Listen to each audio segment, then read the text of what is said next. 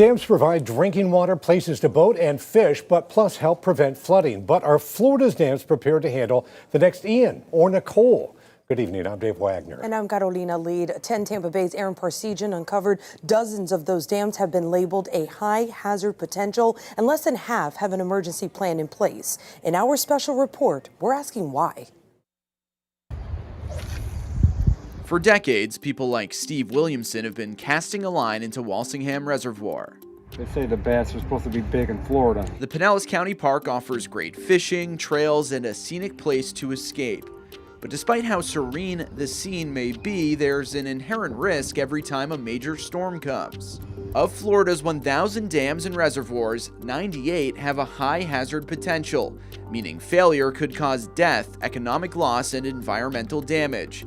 Among those 98, less than half have an emergency action plan on record, a written document that identifies areas that could be affected and pre-planned actions to minimize impacts. A lack of EAPs are among the reasons the American Society of Civil Engineers graded Florida's dams a D-. One of those without an EAP on record, Walsingham Reservoir. We make sure that the dams are operating properly. Brian Lawton, section manager for Pinellas County Stormwater Operations, is one of the people who make sure of it, running frequent inspections of the 7 they operate. That's what Pinellas County does. That's what we like to do here. We like to make sure, not only annually, but again, pre-storm, post-storm, we want to make sure our dams are safe. The county says while they may not have an EAP on record, its plan for handling a potential breach falls under the county's comprehensive emergency management and flood plan. We have individual plans in place for each structure depending on if it's a failure or if it's just we're having a major storm and we need to be able to get out and message with the public. Florida does not require dam owners to have an emergency action plan on record, but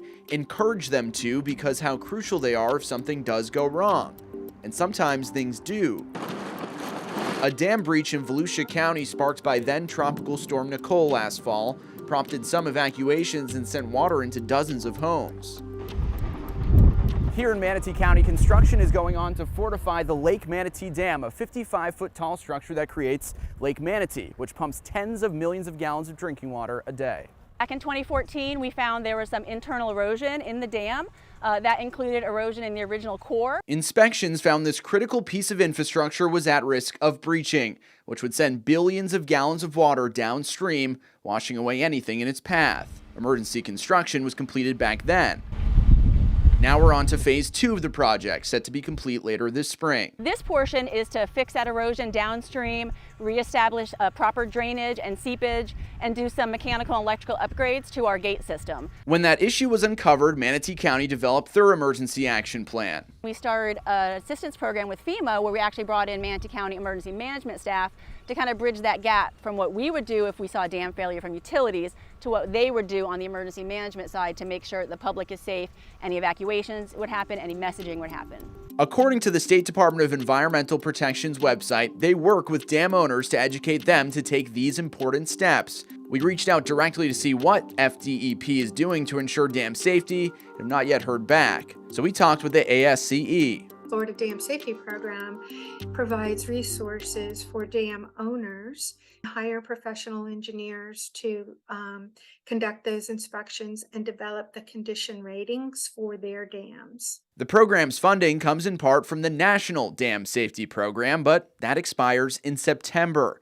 And with more work to be done, the ASCE is urging Congress to reauthorize and increase funding to support state programs, and in turn, dam safety. One thing we are still waiting for an answer to is why aren't dam owners required to have emergency plans on record, especially when the Association of State Dam Safety Officials tells us to meet the highest safety standards, state dam regulatory programs must require them.